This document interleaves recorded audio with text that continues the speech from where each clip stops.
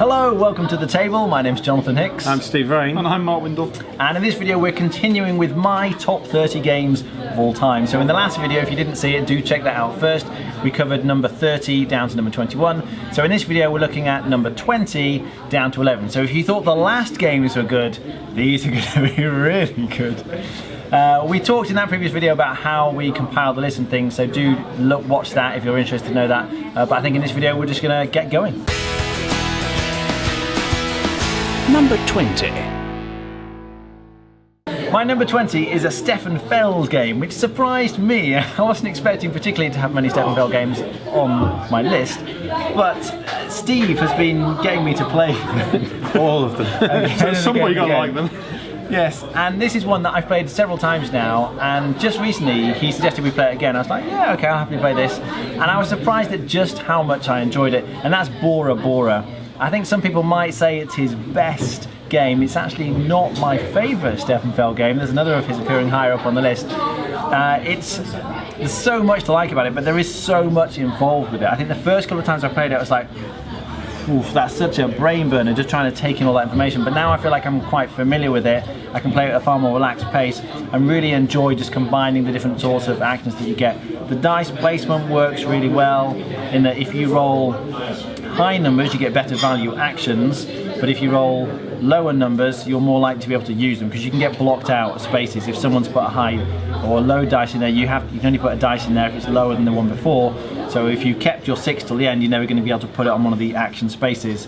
I like the theming of it, even though it's a Feld, it's rather pasted on. But with the different, you have all the men and the women, and they have the different actions and different uses. You're trying to do a bit of lots of different things, like many Stefan Feld games. I like the kind of collecting the jewelry, currency to try and get points that way.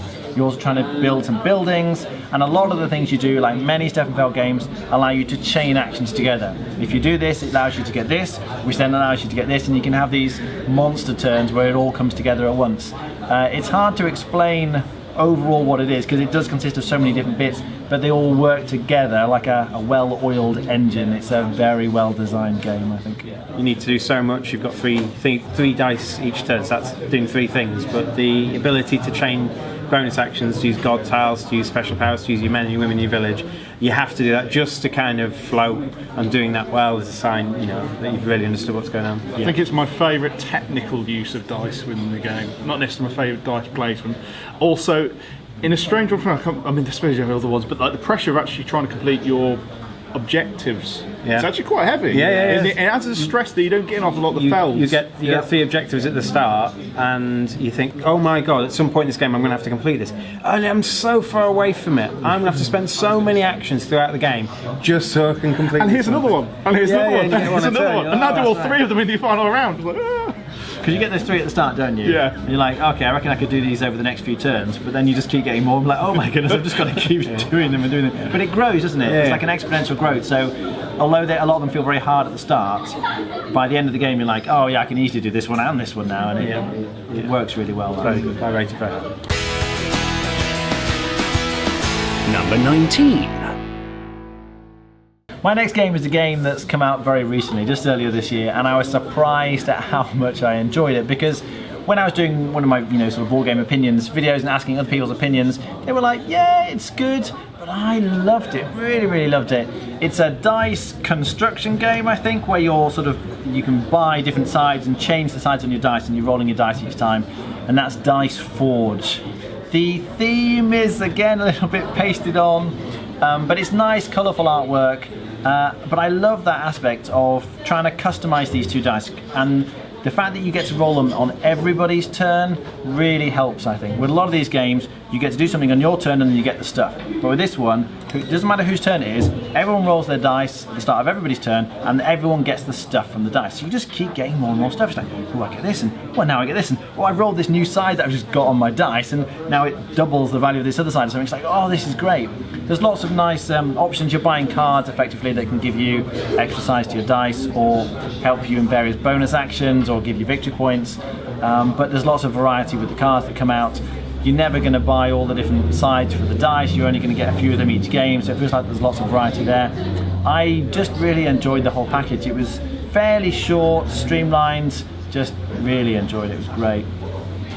I wasn't a fan. Yeah, it surprised me how many people aren't a fan. I'm more Steve's side. I found it alright. I can see why it could be popular because it's different, and that's different. But I don't know. I guess a game where the bonus is rolling your dice on everyone's turn keeps you engaged. Yeah. And that's a positive, and it's short. So my usual kind of negative sort of this sort of game would be that you're waiting around a lot, or there's not much you can do on other people's turns or anything like that. So that doesn't. But I just felt it's a game 100% about rolling dice, and you're just be at the mercy of the dice the whole game. You can't mitigate. You can change the dice faces, but you can't mitigate a bad roll. Yeah. It is a little bit swingy, certainly, in terms of if one person's rolling really well, there isn't very much you can do. If you about never that. roll your ×3, you spent a few turns saving up your stuff, you buy ×3, but you never roll it throughout the game or something. What can you do? Yeah, that's true. I don't think it's a perfect game by any means. No, actually, a lot of people do like it. Okay. I think more so than we've said here. I think it's probably a bit too light for a lot of the sort of gamers that we tend to play with, but I quite happily sort of straddle that family weight. Yeah, you've played it with Noah as well. Noah loves it. Yeah, so it's your pick at the end of the day. It's a bad pick, but it's your pick. I don't think it's a bad pick. No, I don't. I think it's just not your sort of thing. I saw another dice crafting game called Rattlebones or Yes, and I like the idea of dice crafting, but the game itself looked wonky. It didn't appeal to me that way. That's like so this is a better. isn't it? This is a better version of this. Yes, definitely. If you like that idea of constructing your own dice, I think this is very much the game to try. Number 18. My next pick is another game that came out only very recently, and I've played it and played it and played it every chance I possibly get.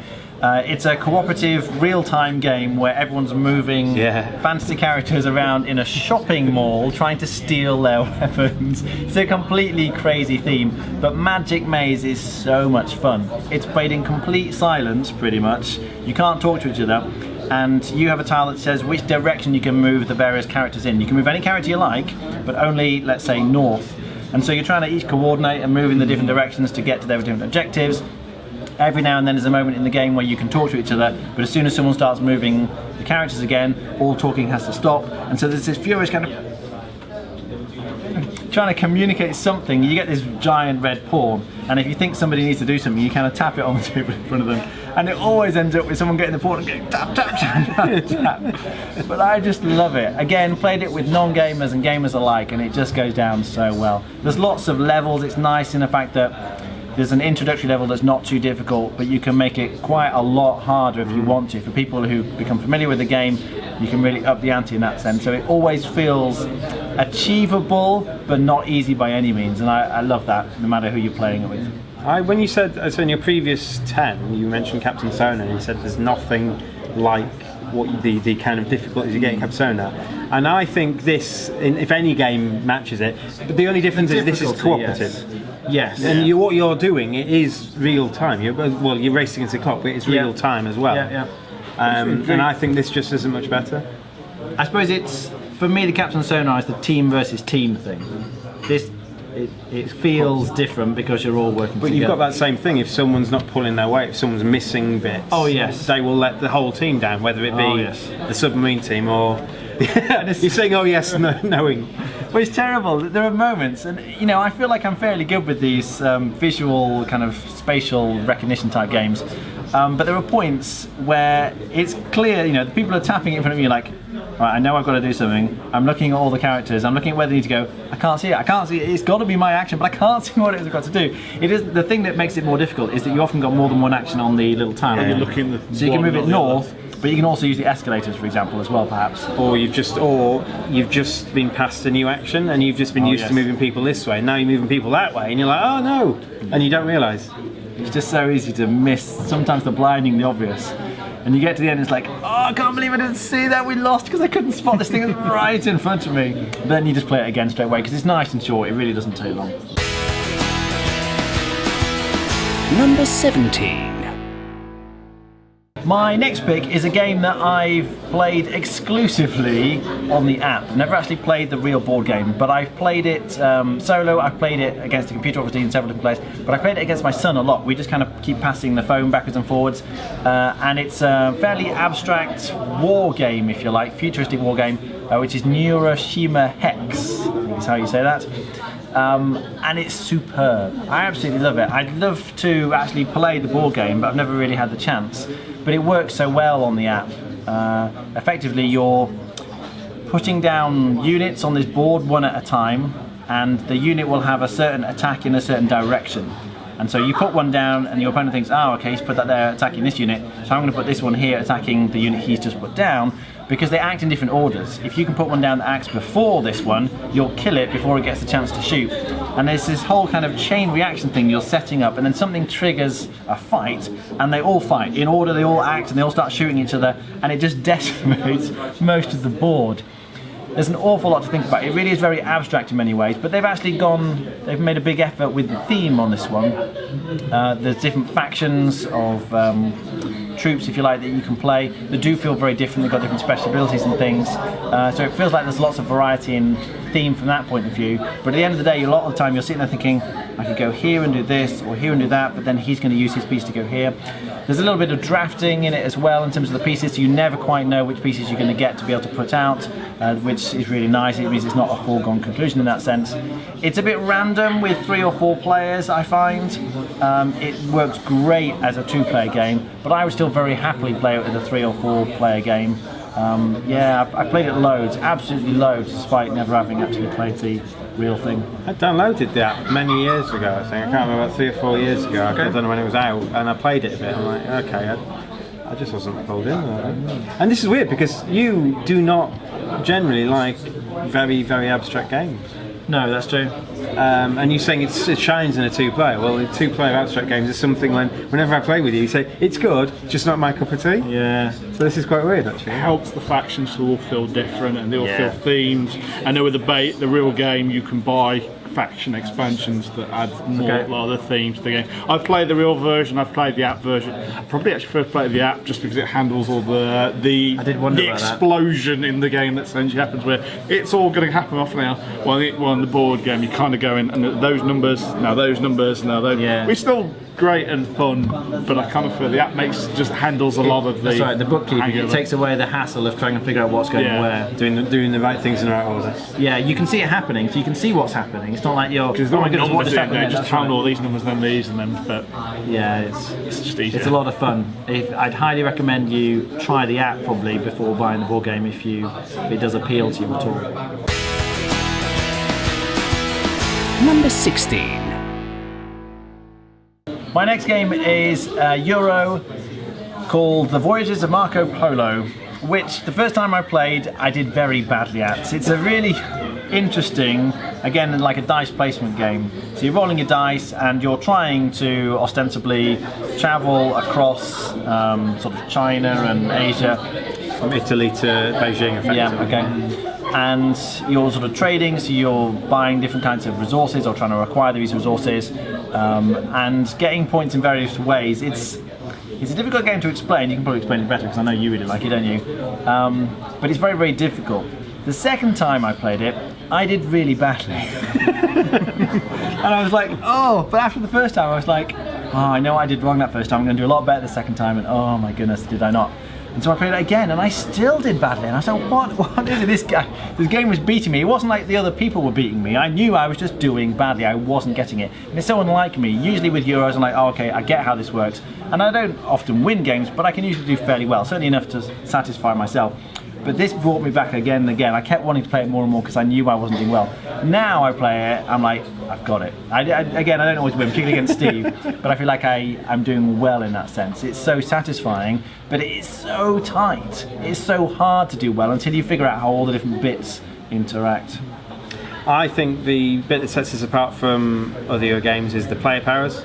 Yeah. You get these truly insane. If you just tell someone what one particular power is, you go, oh my god, that's brilliant, I'll have that one. And you draft them at the start and you... Power envy. But you envy everyone. You think you've got the worst power.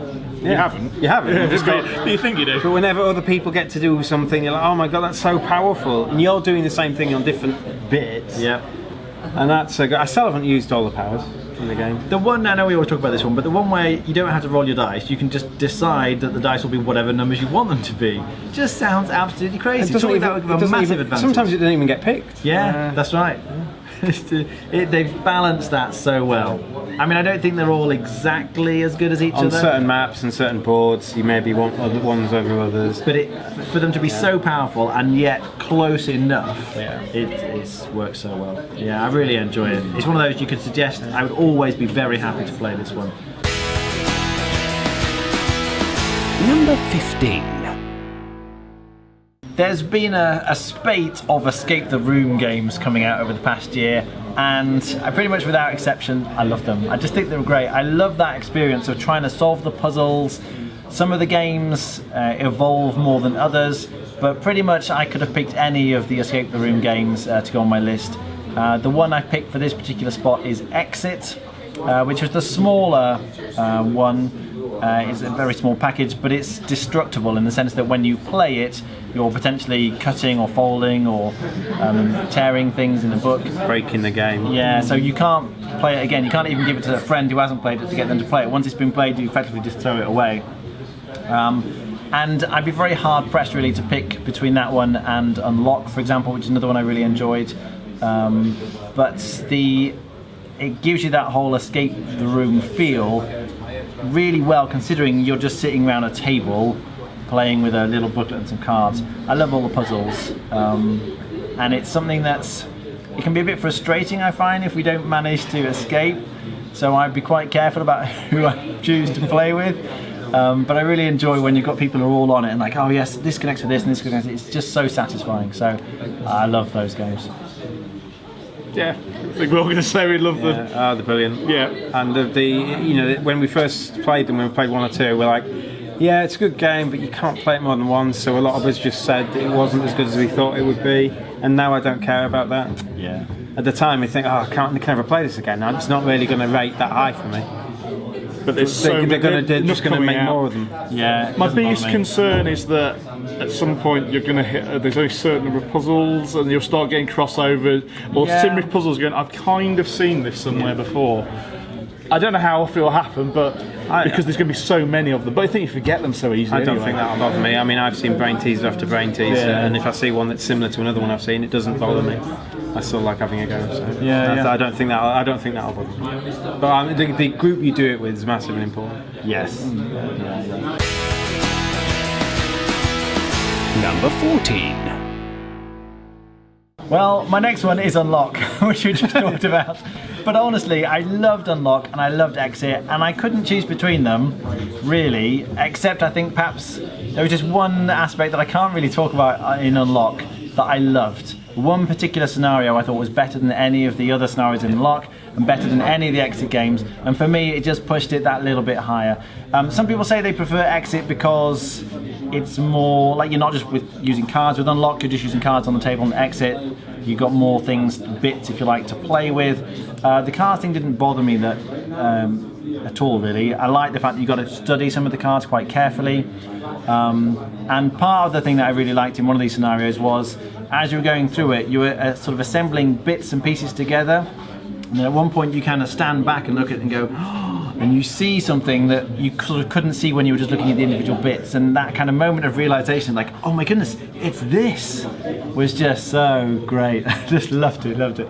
So I don't think you could really choose between them, but for me, that Unlock episode just is my absolute favorite. I know exactly what you're talking about with all these things, but again, we can't. So many spoil it. people who can't play it as well. Yeah. I preferred Unlock partly for that also because I think Unlock, you feel like you move between locations. I know you do in Exit, but Exit's a picture in a book. Well, I don't know, but the actual top-down look of a room, I feel like I've opened a door and gone somewhere else. I just get that feeling that better, exploration, which then reminds me slightly more of an escape room, because escape rooms are generally multiple rooms. Yeah. But again, I know most people prefer the Exit game. So Yeah, I was surprised. Number 13. For quite a long time, I was telling people that this was my favourite Euro. I played it quite a bit, really enjoy it. Despite the lack of theme, it really is quite a dry game in some ways, but that's Russian railroads. Even the actual, you'd expect there to be railway building in it, and even that is really abstract. You kind of have these tracks and you just move little pieces to represent the railroad. You don't even get to build a track, you kind of are, but it's just so abstracted, and yet something about the package really draws me in. Honestly, if you describe it to me, you show me the game, I'd be like, well, it's alright, looks very dry, and it is, but I love it, which is so contradictory for me. Theme's very important for me, and if a game doesn't have any theme or a theme that doesn't really draw me in, that would generally bother me a lot. I don't know why, but it just doesn't bother me at all with Russian railroads.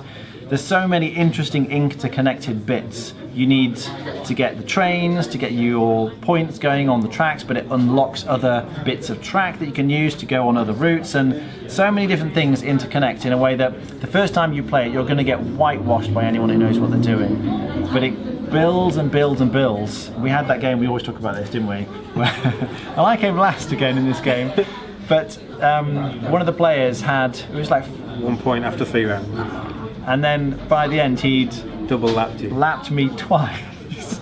How many points are there on the board? 100. On 100 points, so more than 200 points than me.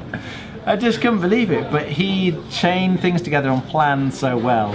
And I love the fact that you can do that. That it's not a clear, oh, they're in the lead, we're never going to catch them. He was in dead last and shot right to the front of everyone. It's just a superb game. So I actually, from your first statement, I knew you rated this highly. I actually thought it was your top Euro game, so I think I know what's replaced it now. Yeah, well, there's something at least one more. Yeah. I love the tightness of the worker placement in it. Yeah. I think there's a lot of please don't take that spot. Oh Yeah. my goodness. I think they are. Some people find that very stressful, but I like that. I like the sitting on the edge of my seat, just going, please. That's the one spot I really need you not to go on. And you just see them going, and your heart just goes, oh no. In a 4-player game, I'm always Yeah. aware of that. So I think, okay, I need that spot. Someone's probably going to take it. So I could also go with this spot. And if someone takes that, I guess I could go with this spot. And it goes round, and the first person takes the first spot, the second person takes it, and the third person takes the third spot, and you're like, what? I've got nothing left. And it happens far more than you'd expect. But it is so tight. From their point of view, they're saying exactly the same thing in there. Yes. Number 12. My next one is my favourite Stefan Feld game, which again only came out this year, and that's the Oracle of Delphi. It's quite different in many ways from his other games because it's not a point salad. In fact, there are no points involved at all. And I think that's why I like it so much. Essentially, you're racing to complete tasks. So again, with the dice, he's great at using dice.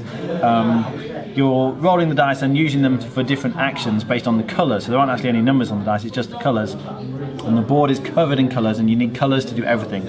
So you're sailing your ship across the sea, but the sea is made of different colours, so you need a red die to move onto a red spot, for example. It's like a pick up and deliver game to a certain extent. You're picking up cubes in one place and shipping them to another place. It really feels quite dry, except that I find the theme quite engaging. There's a sort of Greek mythology theme pasted on the top of it, but I get into it, it's like we've got these 12 tasks of you, so like, oh okay, I'm going to deliver this and then fight this beast here and then travel here for this, and I like the variety in it. You're always doing 12 different tasks, but the board is modular, which I love, so you're sailing down a very different board of these islands each time, trying to complete your different tasks, and again it has that thing about chaining actions. I love the way you can build up. They have these god powers you can use that are really powerful. So you find you're building up to be able to use one of these god powers. And when you use it, it might let you teleport across the board or instantly defeat a monster. There's lots of ways you can combine these with other things to have a really great turn. So I found in one game, out of the 12 tasks, I think I'd only completed like 3 or 4 tasks. And then suddenly I managed to do like 4 tasks in one turn or something. You can have some really big turns. But the whole package just feels really engaging. The whole time I'm planning where I want to go, what I want to do. There's not a lot of interaction with other people, but I'm absorbed and involved the whole time. That's why I enjoy it so much. Gives you a good I mean, I love this game.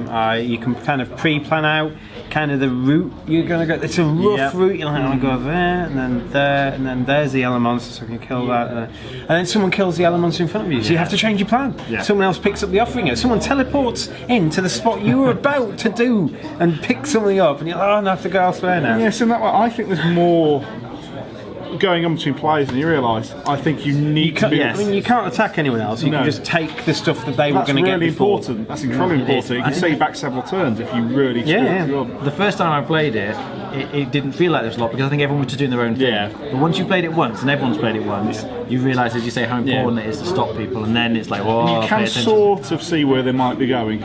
There is enough to work out. Maybe that's what they're going to do. So, like Bora Bora and like Kasper's Burgundy and like this, he gives you ways to mitigate the dice rolls. You've got the power tile.